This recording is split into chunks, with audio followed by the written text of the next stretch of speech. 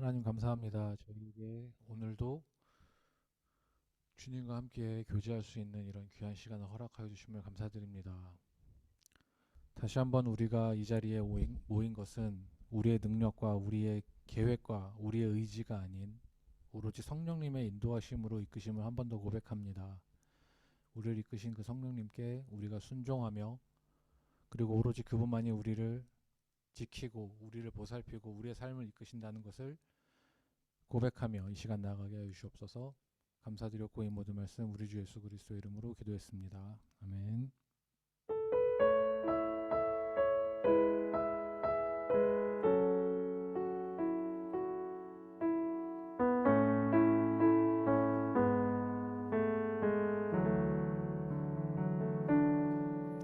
내가 누려왔던 모든 것들이 내가 지나왔던 모든 시간이 내가 걸어왔던 모든 순간이 당연한 것 아니라 은혜였소. 아침 해가 뜨고 저녁에 노을 봄의 꽃향기와 가을의 열매 변하는 계절의 모든 순간이 당연한 것 아니라 은혜여. 내가 누려왔던 모든 것들이 내가 누려왔던 모든 것들이 내가 지나왔던 모든 시간이 내가 걸어왔던 모든 순간이 당연한 것 아니라 은혜였소. 아침 해가 뜨고 저녁에 노을 봄의 꽃향기와 가을의 열매 변하는 계절의 모든 순간이 당연한 것 아니라 은혜였소. 모든 것이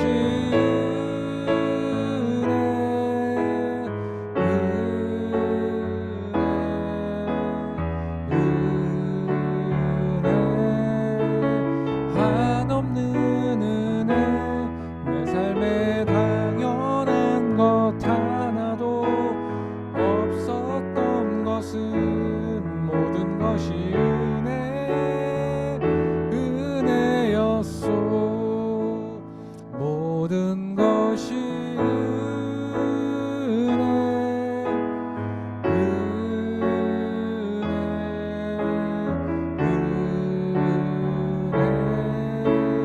한없는 은혜 내 삶에 당연한 것 하나도 없었던 것은 모든 것이 은혜였소. 내가 이 땅에 태어나 사는 것 어린아이 시절과 지금까지 숨을 쉬며 살며 꿈을 꾸는 삶 당연한 것 아니라 은혜였소.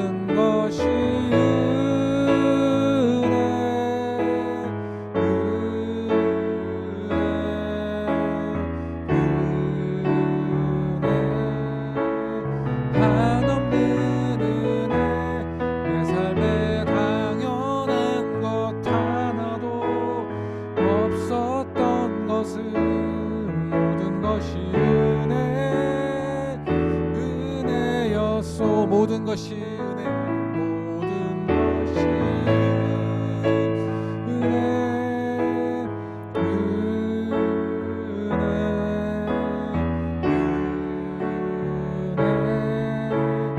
한없는 은혜, 내 삶에 당연한 것 하나도 없었던 것은 모든 것이 은혜였어. 모든 것이 은혜, 모든 것이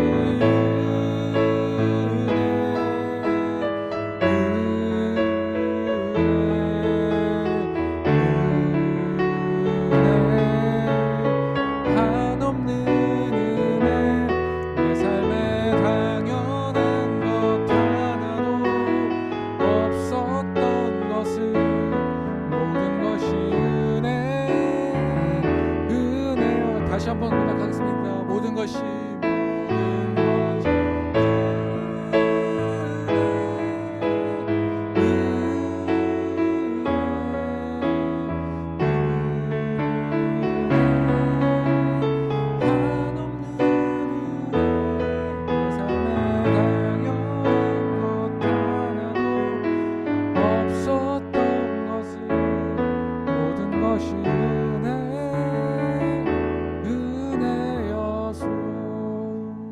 이 시간에 함께 기도하기 원합니다.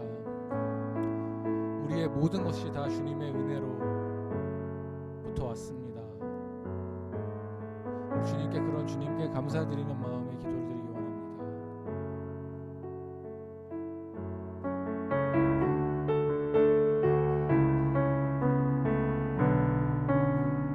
주님 감사합니다. 우리의 모든 것을 이끄시고 지금까지 우리의 삶과 지금 이 순간의 모든 것을 이끄시는 주님께 감사드립니다. 우리는 늘 부족함과 만족하지 못하며 주님께 바라고 간구하고 기도하지만 우리는 이미 충분히 가지고 충분히 주님께서 주셨습니다.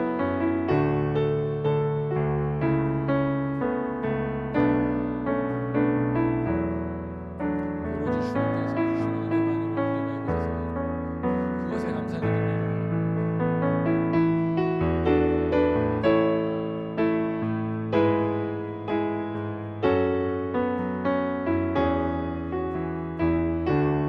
오 하나님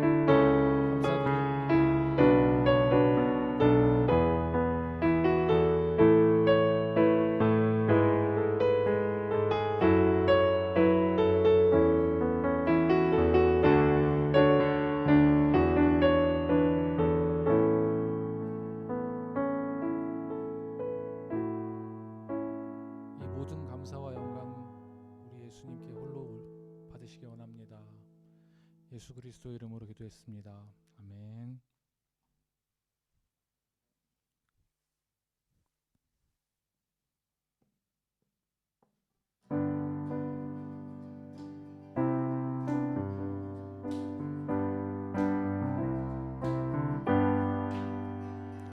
주님 한 분만으로 나는 만족해. 나의 모든 것 대신 주님 찬양해. 나의 영원한 생명 되신 예수님 목소리 높여 찬양해. 주님 한 분만으로, 주님 한 분만으로 나는 만족해. 나의 모든 것 대신 주님 찬양해. 나의 영원한 생명 되신 예수님 목소리 높여 찬양해. 주님의 크신 사랑 찬양해. 주님의 크신 사랑 찬양해. 나의 힘과 능력이 되신 주, 내 모든 삶 변화되었네. 크신 주의 사랑 찬양. 주님 한 분만으로 나는 만족해. 나는 만족해. 나의 모든 것 대신 주님 찬양해. 나의 영원한 되신 예수님 목소리 높여 찬양. 주님 한 분만으로 나는 만족해.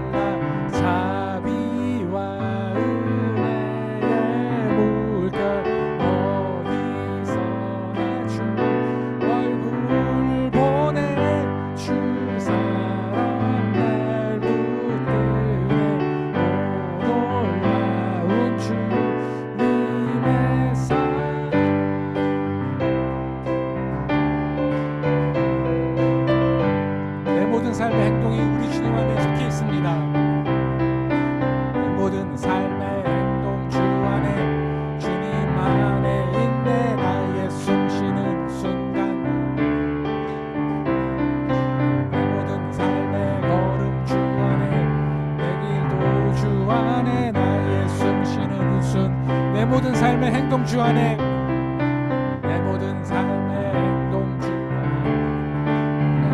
있네 나의 숨쉬는 내 모든 삶의 행동 주 안에, 내일도 주 안에 나의 숨쉬는 순간들도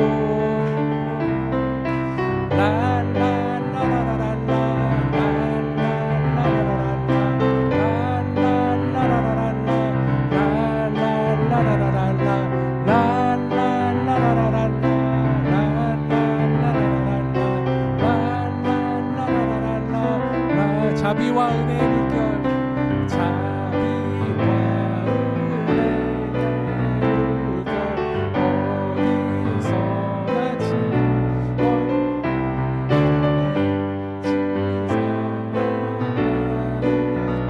어디서나 오 놀라운 주님의 사랑.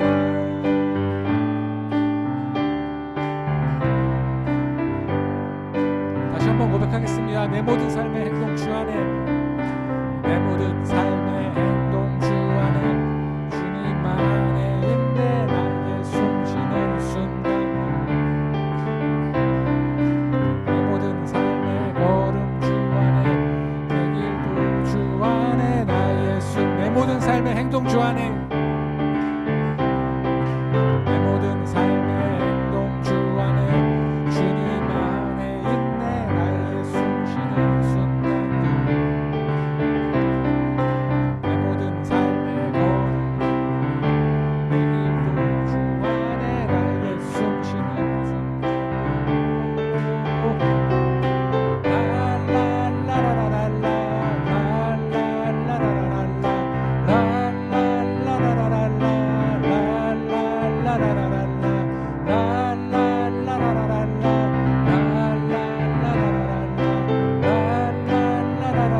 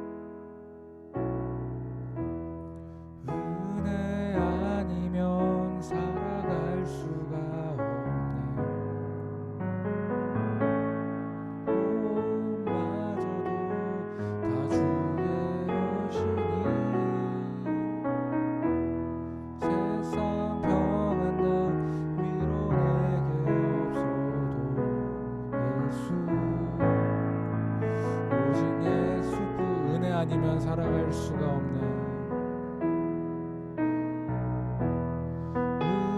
은혜 아니면 살아갈 수가 없네. 호흡마저도 다 주의 것이니 세상 평안과 위로 내게 없어도 예수 은혜 아니면 살아갈 수가 없네. 은혜 아니면 살아갈 수가 없네. 호흡마저도 다 주의 것이니 세상 평안과 위로 내게 없어도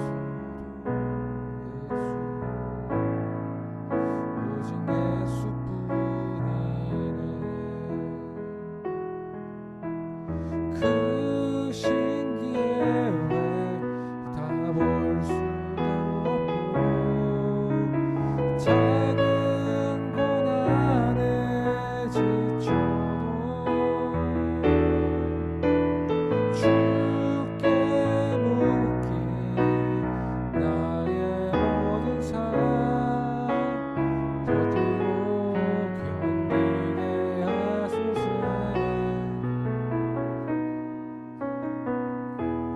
은혜 아니면 살아갈 수가 없네. 나의 모든 것 다 주께 맡기네. 참된 평안과 위로 내게 주신 주 예수 오직 예수뿐이네. 처음부터 다시 한번 고백하겠습니다. 은혜 아니면 살아갈 수가 없네.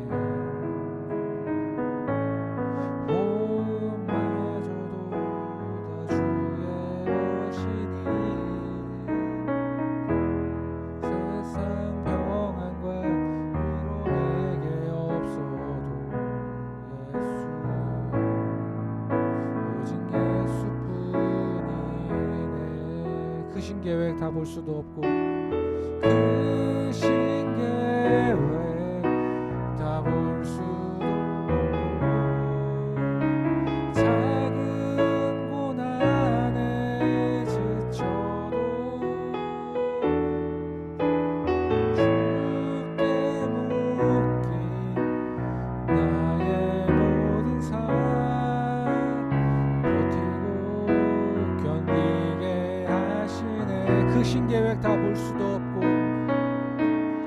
그 신계획 다 볼 수도 없고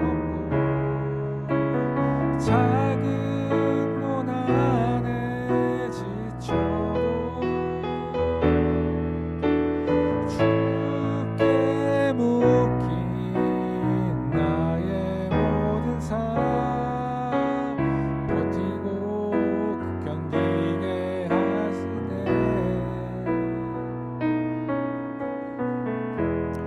은혜 아니면 살아갈 수가 없네. 나의 모든 것 다 주께 맡기네. 참된 평안과 위로 내게 주신 주 예수, 오직 예수뿐이 참된 평안과 위로 내게 주신 주, 참된 평안과 위로 내게 주신 주 예수, 오직 예수뿐이네. 내 갈급함 어느 것으로 채울 수 없네. 내 갈급함 상한 나의 심령에 내 갈급함 부르짖는 소리 들으소서. 내 갈급함 주의 음성 들리네. 내게로 나오라. 내게로 나오라. 영원히 영원히 마름 전혀 없으니 내게로 나오라. 가까이 생수의 근원 되신 주께 내게로 나오라. 영원히 목마름 전혀 없으니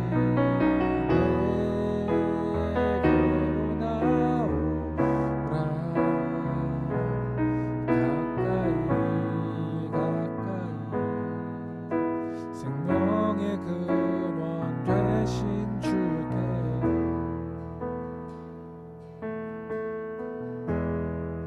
내 갈급함 어느 곳으로도 내 갈급함 어느 것으로 채울 수 없네.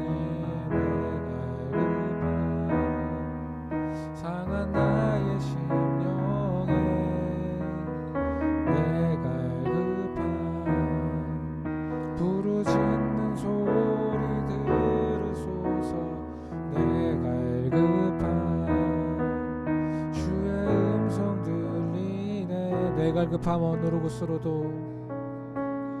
내 갈급함 어느 것으로 채울 수 없네. 내 갈급함 상한 나의 심령에 내 갈급함 부르짖는 소리 들으소서. 내 갈급함 음성 들리네. 내게로 나오라.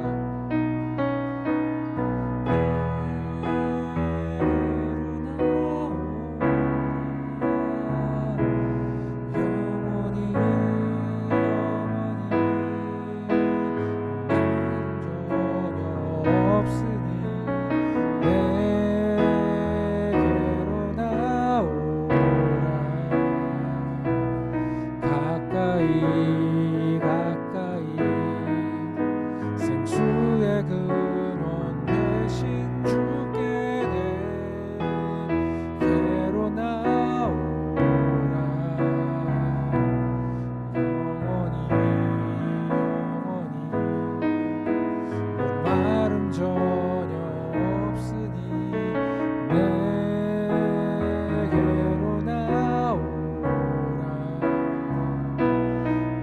가까이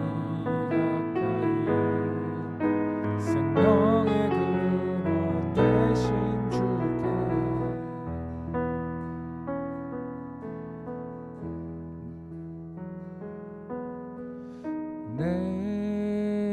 내게로 나오라. 영원히 영원히 목마름 전혀 없으니 내게로 나오라.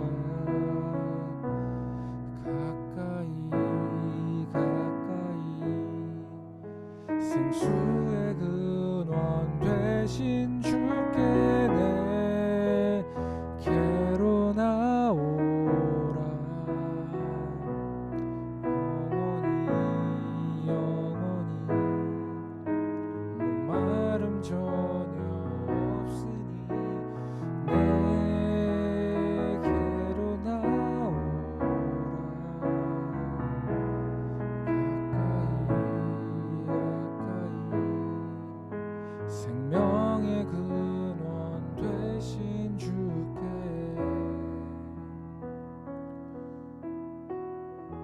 우리 이 시간 주님께 간절히 간구하기 원합니다. 세상이 우리에게 주는 것은 늘 배고픔을 줄 것입니다. 늘 부족하고 늘 더 가지고 싶을 것입니다. 세상이 우리에게 주는 물은 우리를 늘 목마르게 할 것입니다. 하지만 주님께서 주시는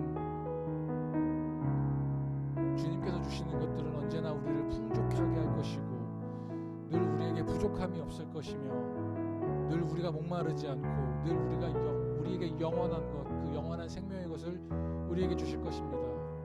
우리 이 시간 가운데 우리가 헛된 것을 쫓지 않고 오로지 그 영원한 주님께서 주시는 그 영원한 것에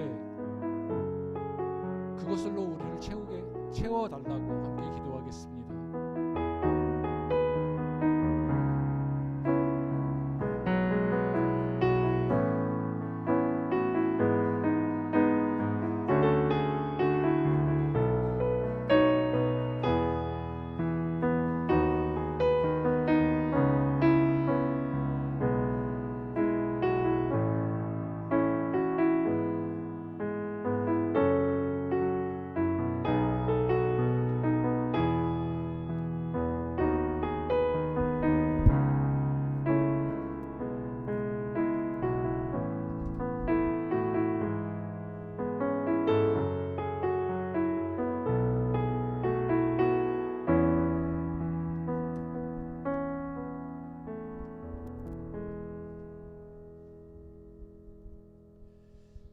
사랑과 은혜 하나님, 저희가 이렇게 세상 속을 살아가다가 주님의 생명의 양식과 생명수를 먹고 마시기 위해 이 자리에 나왔습니다.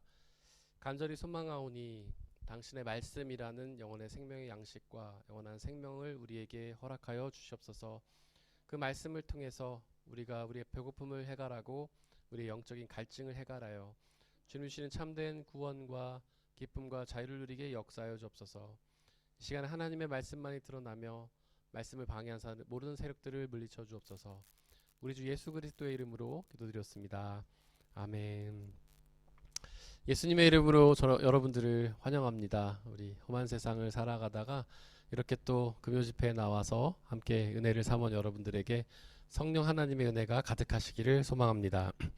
저희가 계속해서 이제 누가복음을 나누고 있는데요. 누가복음에 들어가기에 앞서서 우리가 누가복음과 사도행전의 저자가 같은 사람이거든요. 누가입니다. 그래서 누가복음을 누가복음 1, 사도행전은 누가복음 2 이렇게 연속된 작품으로 보는데 그 누가복음의 가장 중요한 이슈 중에 하나가 성령입니다. 그래서 우리가 사도행전을 이름을 다시 바꿔야 된다. 사도행전이 아니라 성령행전으로 붙여야 된다 이렇게 말하는 사람도 있어요. 왜냐하면 사도들이 복음을 전하는 것처럼 나오지만은 사실 그 사도를 하나님의 복음을 전할 수 있게 역사하시는 것은 성령 하나님이기 때문에 그렇죠. 성령 하나님께서 그들의 마음속에 들어가셔서 그들의 복음을 전하게 하시고 또한 예수님의 사역도 마찬가지죠. 예수님께서는 삼일체 하나님이시기 때문에 성령으로 충만해서 계속 사역을 하셨고, 그리고 만나는 제자들마다 성령의 은혜를 나눠주셔서 그들로 하여금 그 성령의 은혜를 통해서 하나님을 경험하게 하고, 그랬기 때문에 우리가 누가복음과 사도행전을 이어서 이해하기 위해서는 성령에 대한 바른 이해가 필요합니다. 그래서 저희가 아주 긴 시간 동안 성령에 대해서 이해를 했지만 아직도 우리는 갈 곳이 멉니다. 그래서 성령에 대해서 계속해서 배우고 성령에 대해서 이해하는 시간을 나눠보려고 합니다. 지난 시간엔 저희가 임마누엘에 대해서 얘기를 했죠. 성령 하나님께서 우리와 함께 계시는 임마누엘. 지금은 이제 요한복음 우리가 14장 16절 말씀을 계속 살피고 있는데, 우리 앞에 있는 말씀 함께 읽어보겠습니다. 시작. 내가 아버지께 구하겠다. 그리하면 아버지께서 다른 보혜사를 너희에게 보내셔서 영원히 너희와 함께 계시게 하실 것이다. 그는 진리의 영이시다. 세상은 그를 보지도 못하고 알지도 못하므로 그를 맞아들일 수가 없다. 그러나 너희는 그를 안다. 그것은 그가 너희와 함께 계시고 또 너희 안에 계실 것이기 때문이다. 아멘. 저희가 이 말씀을 통해서 계속 성령을 이해를 하고 있는데, 그래서 살펴봤던 것이 보혜사였죠. 성령 하나님은 보혜사시다. 그리고 지난 시간까지 우리가 살펴봤던 것은 영원히 너희와 함께 계시게 하실 것이다. 이것이 바로 임마누엘이죠. 오늘 우리가 살펴볼 것은 진리의 영입니다. 진리가 무엇입니까? 요즘 세상 사람들이 진리란 말 참 많이 쓰죠.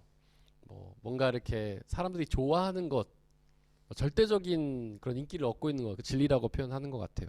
그래서 어떤 사람들은 치킨이 진리다, 라면이 진리다, 떡볶이가 진리다, 이런 말 많이 하잖아요. 그러니까 자기가 굉장히 좋아하는 거, 그런 이제 진리라고 표현을 하죠.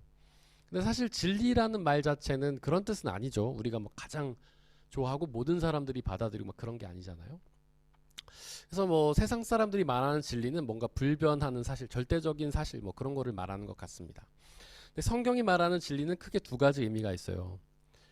첫 번째로 진리는 이제 헬라 원어를 말씀을 먼저 드리자면 알레 데이아라는 말입니다. 헬라어인데 알레테이라라는 말이에요. 알레테이아는 크게 두 가지 의미를 가집니다. 첫 번째로는 계시라는 뜻을 가져요. 계시가 무슨 뜻입니까? 우리는 계시 그러면 뭔가 미래에 대해서 뭔가 얘기하는 거를 계시라고 생각을 하죠. 요한계시록 그러면 요한이 미래에 대해서, 예수님이 오시는 날에 대해서 쓴 글, 이런 걸 계시라고 생각을 하잖아요. 근데 계시라는 말의 원래 뜻은 뭐냐면요, 독일어로 하면은 오펜바룽이에요. 오펜바룽, 열린다는 거죠. 뭔가 감춰져 있던 것이 열리는 게, 그게 계시입니다. 계시의 뜻은 미래에 대해서 얘기하는 게 아니라 비밀이었던 것, 감춰져 있던 것이 드러나는 것, 밝혀지는 것, 알려지는 것, 그것이 바로 계시라고 할 수 있어요. 그래서 요한계시록은 사실 미래에 대한 이야기가 아니라 감춰져 있던 하나님 나라의 비밀을 하나님께서 우리에게 알려주시는 것이죠. 근데 요한계시록 특징이 보면은 굉장히 상징과 비유가 많이 나오죠. 거기 보면은 이상한 생물도 많이 나오고, 그다음에 천국의 모습을 비유하면서 홍보석 같다, 무슨 보석 같다, 자꾸 그렇게 얘기하고. 근데 천국에 가면 진짜 보석이 박혀 있다라는 뜻이 아닙니다.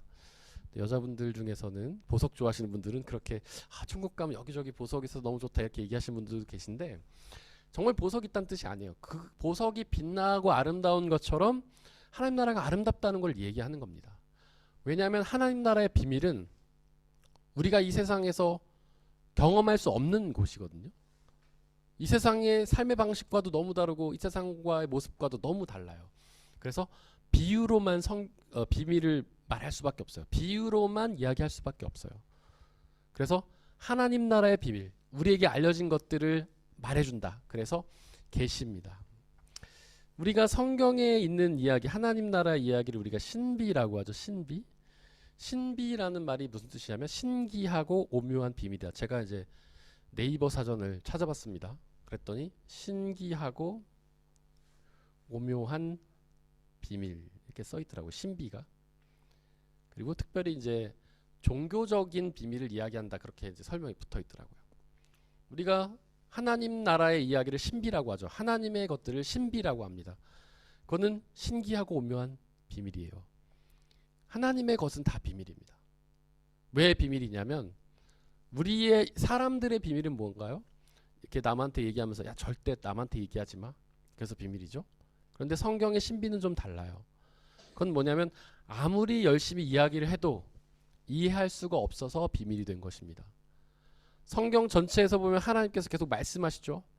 자기의 존재에 대해서 말씀하시고 이 세상에 어떻게 운영되는지도 말씀하시고 우리를 어떻게 구원하실지도 말씀하시고 하나님 나라에 대해서도 말씀하시고 예수 그리스도께서 다시 오실 날에 대해서도 말씀하세요. 근데 그거는 사람들한테 비밀입니다. 그걸 깨닫지 못해요. 듣는데도 이해하지 못해요. 그런데 성령 하나님께서 오시면 성령 하나님은 진리의 영이시거든요. 계시의 영. 성령 하나님께서 우리에게 오시면 하나님의 신비가 우리에게 알려지게 되는 거예요. 여러분들, 저와 여러분들은 하나님의 이야기가 비밀이 아니죠. 우리는 하나님의 이야기를 들으면 이해하고 아멘으로 응답하고 믿고 순종할 수 있잖아요. 그것은 우리의 능력 때문이 아닙니다. 우리가 지혜롭고 우리가 머리가 좋고 그래서가 아니에요. 바로 진리의 영이신 성령 하나님께서 우리의 마음과 생각 가운데서 함께 하시면서 하나님의 신비를 우리에게 깨닫게 해주시기 때문에 그래요. 우리 믿는 사람들과 믿지 않는 사람들이 똑같은 성경의 기록을 봅니다. 그들도 성경을 읽어보지 않겠습니까? 근데 그들에게는 그게 신비해요. 이해되지 않아요. 믿어지지 않아요. 야, 말이 되냐? 하나님이 천지를 창조했다는 게 말이 되냐? 야, 예수님이 우리를 위해서 죽으셔서 죄를 용서해 주셨다는 게 말이 되냐? 무슨 그런 황당무계한 소리가 어딨어? 이렇게 반응하잖아요. 아마 모태신앙인 사람들은 아마 그런 잘 이해하지 못할 텐데 나중에 예수님을 믿게 되신 분들은 그걸 이해하더라고요. 옛날에는 그게 비밀이었다는 거죠. 똑같은 얘기를 들었는데 믿어지지도 않고 이해되지도 않고 그냥 무슨 신화 같은 이야기, 딴 세상 이야기. 그러나 진리의 영이신 성령 하나님께서 우리에게 들어오실 때 그 성경의 비밀이 깨닫게 되고 믿어지고 순종하게 된다는 것이죠. 그래서 성령 하나님은 진리의 영이시다. 하나님의 신기하고 오묘한 비밀을 우리에게 알려주시는 분이시라는 거예요.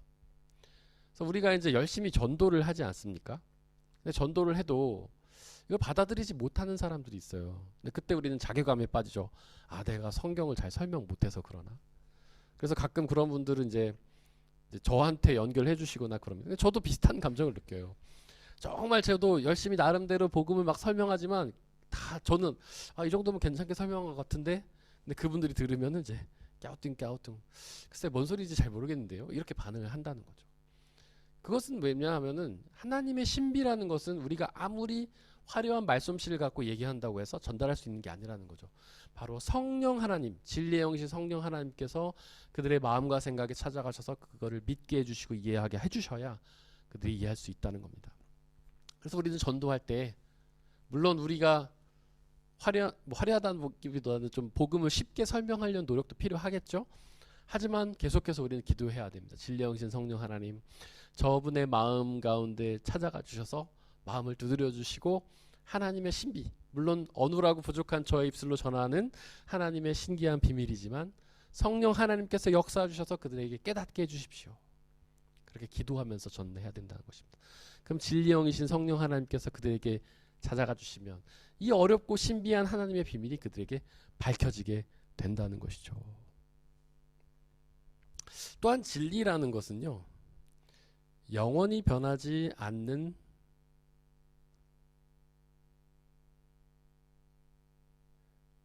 사실, 이런 뜻이 가지고 있습니다.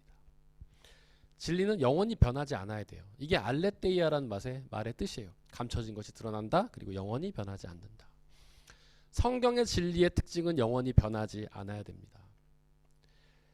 하나님의 말씀 영원히 변하지 않죠. 창세기가 언제 기록이죠? 태초의 기록 아닙니까? 태초는 이제 우리나라 말로 태초라고 되는데 독일어로는 태초가 안팡 이렇게 돼 있죠. 시작이라는 거, 우주의 시작. 이 온 우주의 시작. 과학에서는 우주의 시작을 147억 년 전쯤으로 보죠. 그리고 지구는 한 50억 년 전쯤 생겼다고 보고, 그럼 태초의 기록은요 147억 년 전의 기록 아닙니까? 물론 성경이 기록되기 시작한 것은 보통 BC 한 600년 경으로 봅니다. 그래서 태초 147억 년 전에 하나님이 이 우주를 창조하신 게 어떻게 BC 600년에 기록이 됐냐. 이제 학자들은 그렇게 얘기하죠. 그때 천지 창조한 이야기를 계속해서 아담과 하와가 알고서 구전을 해줬다는 거죠. 얘기를 해줬다는 거죠. 성경책을 보면 다 운율이 있잖아요. 우리는 한국말 성경을 보니까 그걸 못 느끼는데 실제 히브리어 성경을 보면요 다 운율이 있어요. 우리 그 시 배울 때 운율 배우잖아요. 3434 제가 거기까지밖에 모르는데 그래서 찬양 노래 가사 같은 것도 운율이 다 있지 않습니까? 글자 수 맞추고 이렇게 그게 가사거든요. 근데 이 성경 기록이 다 그래요. 우리가 시편만 가사라고 생각하는데 그렇지 않습니다. 다른 성경도 다 가사예요. 사람들이 노래를 지어가지고 이 사건을 계속 후대에다가 전해준 겁니다. 그래서 태초에 이 기록을 본 사람은 없겠죠. 왜냐하면 하나님이 우주 만물을 창조하시고 사람을 맨 마지막에 지으셨잖아요. 그러니까 누구도 본 사람은 없을 거예요. 하지만 하나님께 전해 들었겠죠. 그 이야기를 계속해서 후대에게 노래로 만들어서 전해줍니다. 노래로 만들어서 전해지면 그냥 이야기로 전하면 이야기가 가감되거나 틀릴 확률이 높은데 노래로 전해지면 그럴 확률이 적죠. 사람은 노래를 잘 기억을 하잖아요. 물론 가사를 중간 좀 틀릴 수도 있겠지만 대부분 노래는 잘 기억을 합니다. 그래서 이것이 노래로 전승되고 하다가 BC 600년 경쯤에 이제 기록이 된 거죠. 왜 이때 기록이 되었을까? 종이라는 것이랑 필기도구라는 게 그전에는 별로 없었던 거예요. 이때도 기껏해야 파피루스라든지 막 이렇게 태운 나무 재 가지고 간신히 썼잖아요. 이전에는 그다음에 글자라는 것도 제대로 없었고. 그러니까 이때서 돼서야 이 기록이라는 게 가능하기 시작했던 겁니다. 어쨌든 147억 년부의 이야기를 BC 600년에 기록했죠.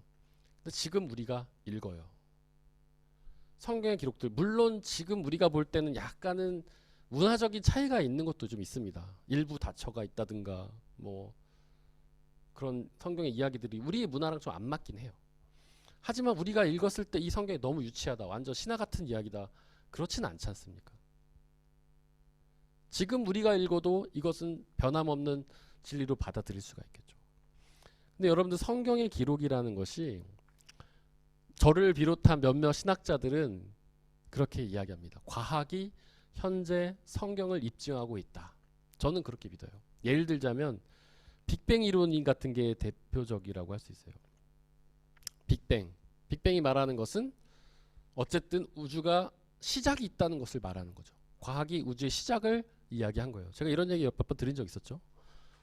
그런데 다른 그 어떤 종교도 우주의 시작을 말한 적은 없다는 거죠. 불교나 힌두교는 윤회를 말해요. 세상은 돌고 도는 거예요. 원래 있는 세상이 계속 돌고 돌아요. 그리고 그들은 이 우주 만물 피조물을 자연이라 불러요. 스스로 자아 존재하려는, 원래 존재하는 거.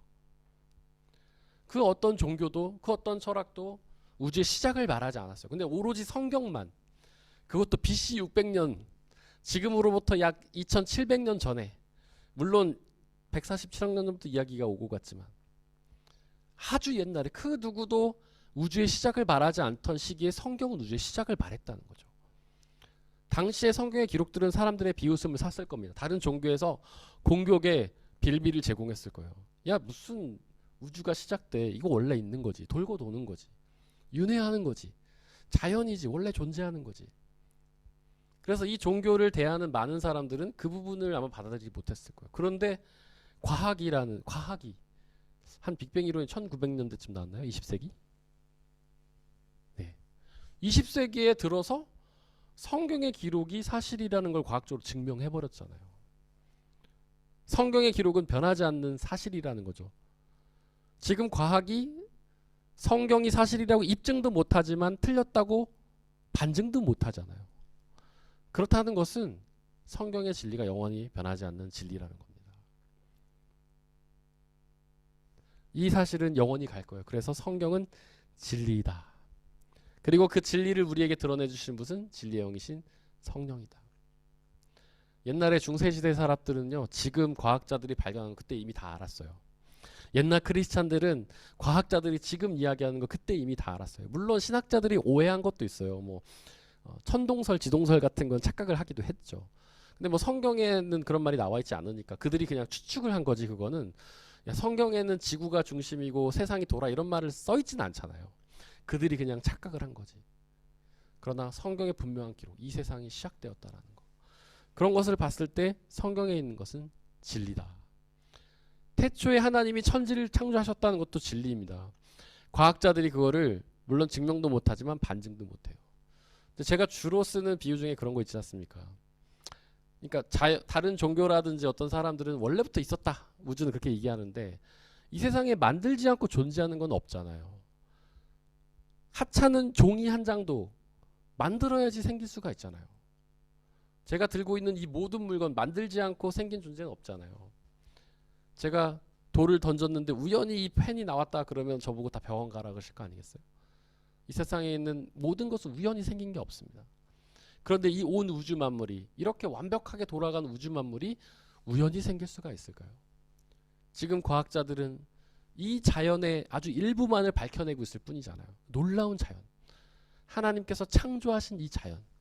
성경은 진리를 말하고 있다는 거예요.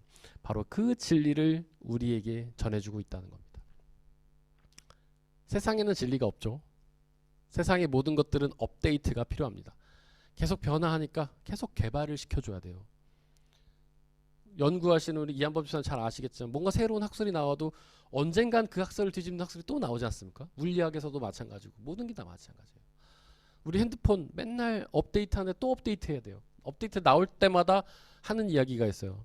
제가 옛날에는 그 스티브 잡스나 뭐 CEO 누굽니까? 팀 쿡이 나와서 새로 최신형 아이폰이 나왔다 그러면 관심 있게 봤거든요. 근데 이제는 잘 안 봐요. 왜냐 하는 멘트가 맨날 똑같거든요. 여러분들 이 시대 최고의 저희가 뭐를 개발했습니다 그러는데 다음에 나올 때 또 이 시대 최고의 뭘 개발했습니다 막 그래요. 최고의 뭐를 소프트웨어를 개발했는데 조금 지나면 버그가 엄청 생겨요. 업데이트를 계속 해줘야 돼요. 이 세상에 있는 건 진리가 없다는 거죠. 뭐가 나오면 계속해서 업데이트를 시켜주고 변화시켜줘야 되고 보완시켜줘야 돼요. 이 세상의 지식에는 진리가 없다는 겁니다. 그래서 오직 하나님의 말씀만이 진리이고 성령 하나님께서 우리 안에 오시면 그 진리를 우리에게 알려주신다는 거죠. 그래서 성경이 말하는 진리는요, 곧 하나님의 말씀입니다. 그리고 나아가서 무엇일까요? 바로 진리는 예수 그리스도십니다. 예수님께서 요한복음 14장 6절에서 말씀하셨죠. 내가 곧 길이요 진리요 생명이다.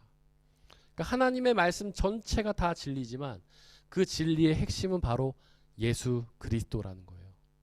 예수 그리스도는 하나님께서 감춰줬다가 우리에게 드러내주신 신비한 비밀이죠. 세상 사람들에게 예수 그리스도를 아무리 말해도 깨닫지 못합니다. 그러나 진리의 영이신 성령 하나님이 오시면 그분에 대해서 알게 되죠. 예수 그리스도는 영원히 변하지 않는 사실입니다. 그분이 우리를 죄에서 구원해서 하나님 나라로 인도하신다는 것은 영원히 변하지 않는 사실이에요. 그분은 진리시기 때문에 우리가 그분을 믿을 근거가 되는 거죠. 신뢰라는 것은 변하지 않아야 할 수 있는 거예요. 우리가 누군가를 신뢰하다가도 그 사람이 변하면 말을 바꾸거나 행동을 바꾸거나 입장을 바꾸거나 이러면 그 신뢰를 우리가 계속 이어갈 수가 없잖아요. 근데 예수 그리스도는 진리십니다.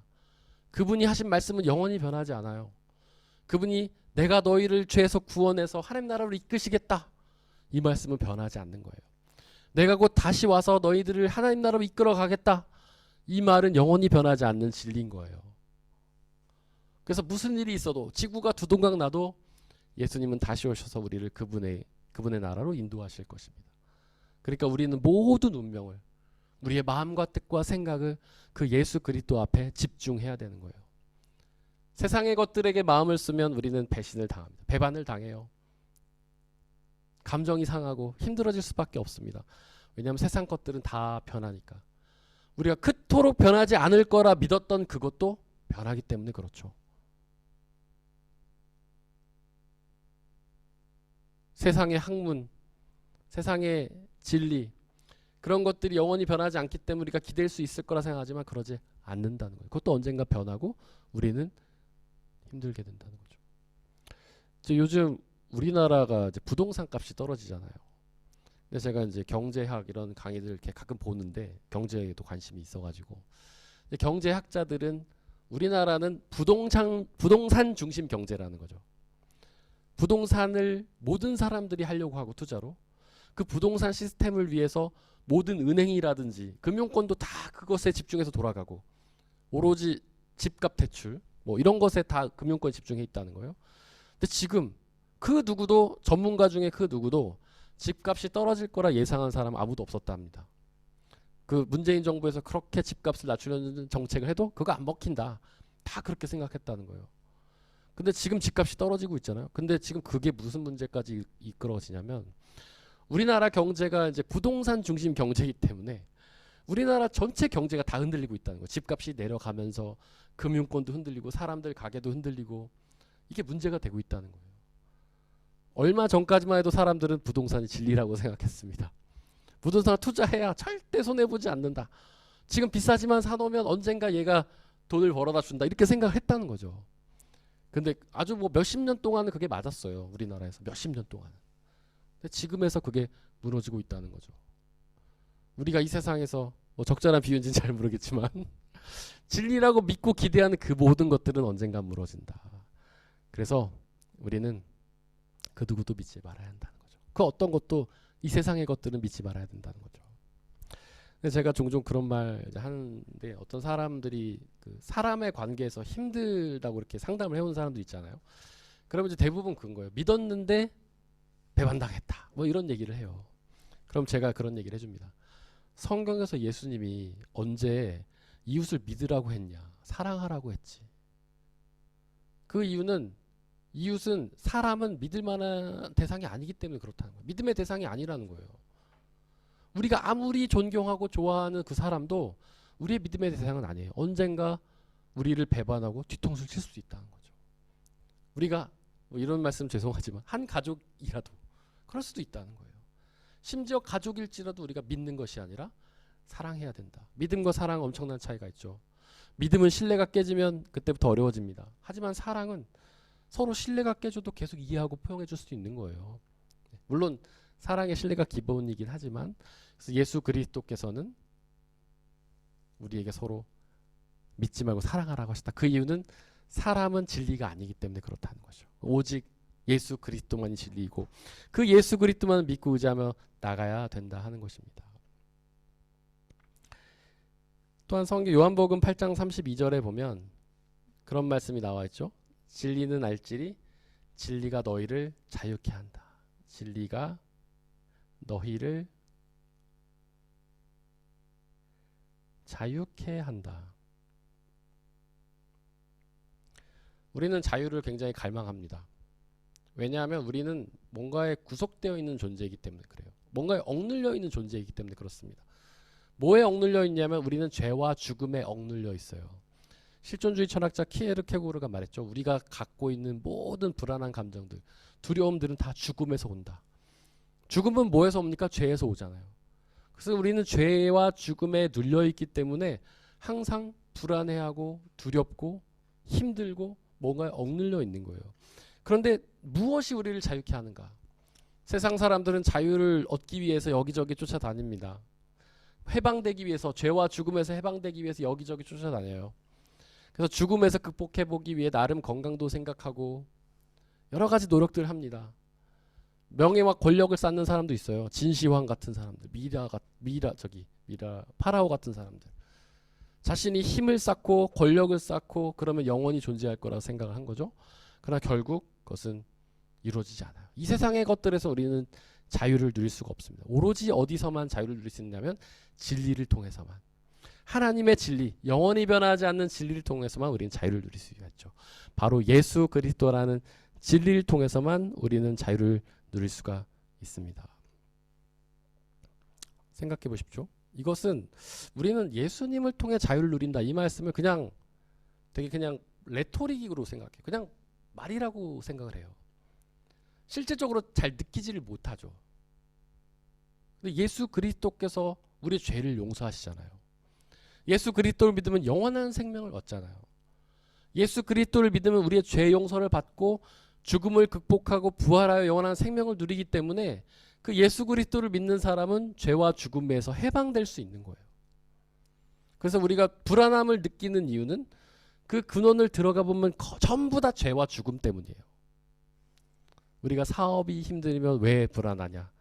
사업이 잘 안 되면 먹고 살 수 없어서 죽을까 봐. 우리가 병들면 왜 불안함과 두려움을 느끼냐? 병들어 죽을까 봐 그런 거예요. 그럴 때마다 우리에게 불안함과 두려움이 올 때마다 우리는 예수 그리스도를 기억해야 되는 거예요. 아, 예수 그리스도께서 나의 죄의 문제를 용서해 주셨지. 그러니까 나는 이제 지옥에 떨어지지 않고 하나님 나라에 간다. 아, 예수 그리스도께서 나의 죽음의 문제를 해결해 주셨지. 내가 죽음을 극복하고 영원한 생명을 얻게 된다. 그럼 우리는 자유할 수 있는 거예요. 죄와 죽음의 억눌림에서 우리는 자유할 수가 있는 겁니다. 그래서 여러분들 실제적으로 여러분들이 두려울 때마다 예수 그리스도를 기억하며 기도해 보십시오. 그러면 진리의 영신 성령 하나님께서 여러분들에게 예수 그리스도를 통한 자유를 주십니다.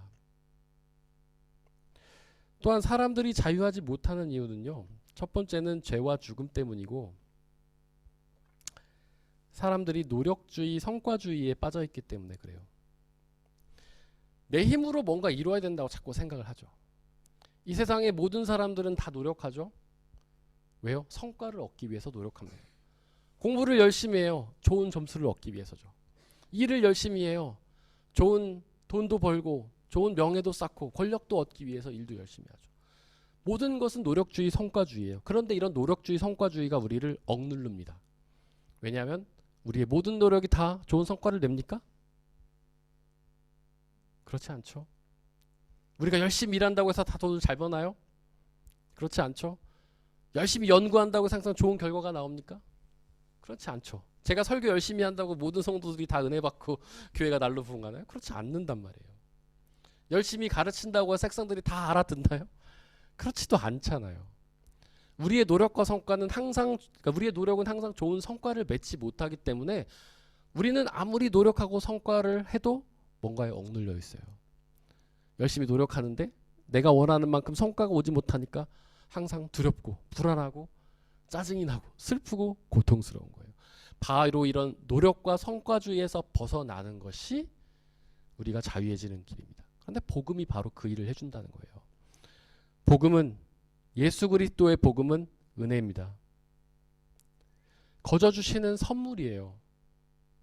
우리는 구원을 우리의 노력과 성과로 얻는 것이 아닙니다. 우리는 예수 그리스도를 만나서 그분의 은혜를 누리는 것은 우리의 노력과 성과로 하는 것이 아니에요. 우리가 교회 열심히 나오고 우리가 헌금 봉사 열심히 하고 기도 열심히 하면 우리가 다 구원을 얻습니까? 그게 아니라는 거죠. 예수 그리스도께서 오직 주실 때에만, 선물로 주실 때에만 우리는 구원을 누릴 수가 있어요. 그래서 우리가 할 노력은 열심히 구원 얻으려고 노력하는 것이 아니라 그냥 예수 그리스도를 믿고 의지하는 것뿐이죠. 성경 사복음서에 보면 이미 종교적으로 노력과 성과를 통해서 구원을 얻으려고 했던 사람들이 있습니다. 그들이 바로 바리새인들이죠.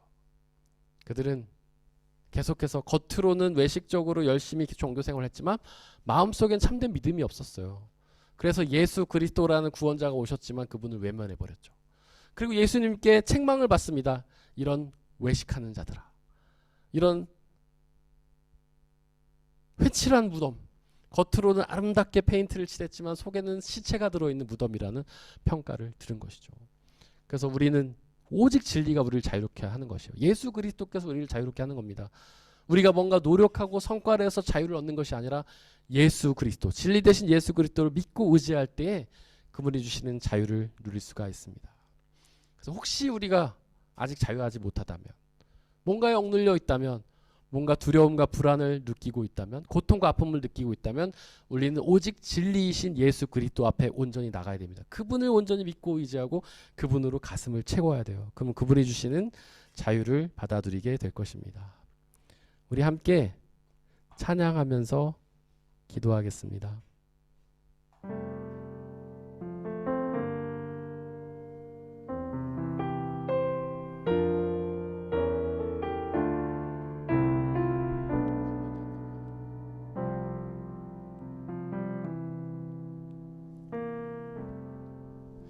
이 이곳에 계신 성령님 우리에게 말씀하시고 우릴 가르치소서. 다친 우리 마음, 다친 우리 마음 열어주시고 주의 빛으로 밝혀 우릴 오늘 이곳에 계신 성령님, 오늘 이곳에 계신 성령님 우리에게 말씀하시고 우릴 가르치소서.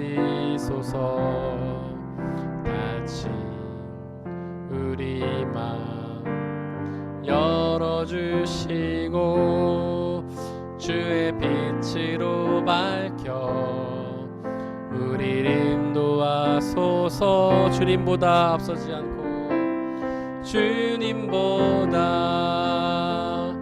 앞서지 않고 겸손하게 주님의 말씀 기리리 주님 손에 우릴 드립니다. 사랑으로 인도하 오늘 이곳에 계신 성령님,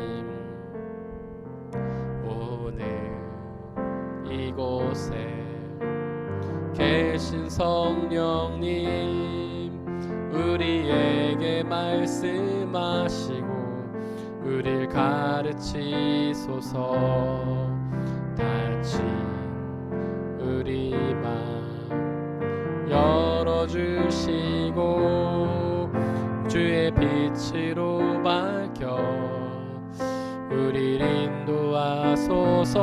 주님보다 앞서지 않고 주님보다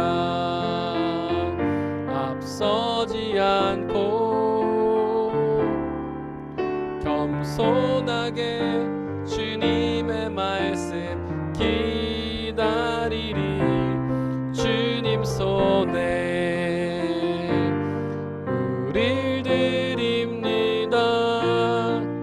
사랑으로 인도 주님보다 앞서지 않고 주님보다 앞서지 않고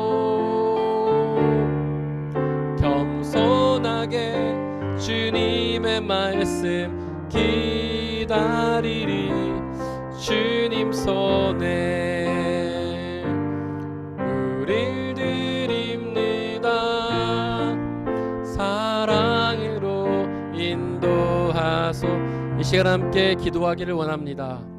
우리의 마음속에 진리 영이신 성령 하나님 오셔서 우리 가운데 신기하고 오묘한 비밀로 남아있는 하나님의 말씀들이 온전히 깨달아지게 하시고 믿게 하여 달라고, 또한 영원히 변하지 않는 그 진리이신 예수 그리스도께서 우리 마음 가운데 자정하여 주시고 영원히 자리하여 달라고, 우리가 오직 그 예수 그리스도만 온전히 믿고 의지하며 나가게 달라고, 그래서 그 진리이신 예수 그리스도께 주시는 참된 자유를 누리게 해달라고 이 시간 함께 기도하겠습니다.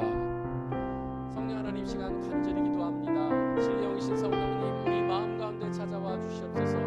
우리 가운데 찾아와 주셔서 하나님의 신비한 비밀의 말씀들을 우리에게 알려주시고 하나님의 그 말씀들을 우리가 듣고 깨닫고 믿을 수 있는 놀라운 은혜를 우리에게 허락하여 주시옵소서. 우리의 힘으로는 하나님의 말씀을 듣고도 깨달을 능력이 없습니다. 그러나 진리 영이신 성령 하나님께서 우리 가운데 찾아와 주셔서 우리가 그 말씀을 온전히 집중하여 듣게 하시고 그 말씀을 깨닫게 하시고 믿게 하셔서 그 말씀이 주시는 영원한 생명의 은혜를 우리가 받아 누리게 하여 주옵소서. 하나님, 진리는 우리를 자유케 한다고 믿습니다. 우리가 지금 그 진리를, 우리가 그 자유를 아직 누리고 있지 못하다면 진리의 영이신 성령 하나님 우리 가운데 찾아와 주시고 우리를 그 성령 주시는 진리를 통해 온전한 자유를 누리게 아버지 역사하여 주옵소서. 모든 죄와 죽음의 억눌림에서 우리가 벗어나게 하시고 모든 노력과 성과의 억눌림에서 벗어나게 하시고 하나님의 말씀을 주시는 진리의 성령 주시는 참된 자유를 우리가 누리게 아버지 역사해 주옵소서. 아무리 상황이 어렵고 힘들더라도 주님의 성령 하나님께서 주시는 그 자유를 우리가 누리게 하여 주시고 더 이상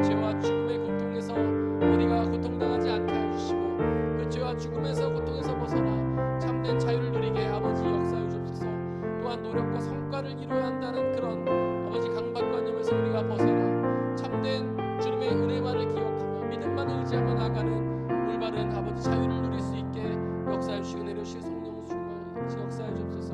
성령 하나님 우리에게 자유를 주시기를 소망합니다. 우리 온 우주 만물 속에 아직 예수 그리스도의 진리를 깨닫지 못하는 사람들에게 진리의 영신 성령 하나님 찾아가 주셔서 그들 모두가 그 진리의 영신 성령 하나님을 통해 진리를 깨닫고 믿게 하시고 또한 그 자유를 누리게 하셔서 이 세상에 더 이상 죄와 죽음으로 인한 고통과 아픔이 없고 노력과 성과로 인한 아픔과 고통이 없이 주님 주시는 참된 자유를 우리뿐만 아니라 세상 모든 사람들이 누리게 하여 달라고, 그로 인해 세상에 더 이상 다툼과 전쟁과 아픔이 사라지고 모두가 자유와 평화와 기쁨을 누리는 놀라운 세상이 되게 달라고 이 시간 함께 기도하고 또 가져오신 기도 제목으로 함께 기도하겠습니다.